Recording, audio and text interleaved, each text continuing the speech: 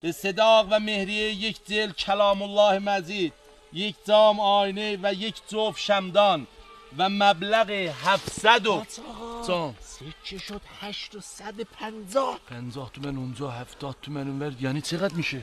تقریبا 822 میلیون.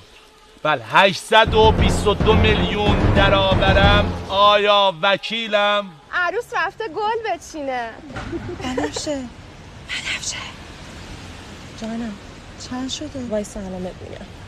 بله برای بار دوم عرض میکنم دوشیزه محترمی خانم فرنوش امیدی، آیا به بنده وکالت داره ثانیه‌ای میره بالا لفتش شما را بده. به عقد دائم و همیشگی جناب آقای محمد امین کریم پور به صداق و مهریه یک دل کلام الله مزید، یک جام آینه و یک جفت شندان به مبلغ 800 تومن. سکه شد 8790.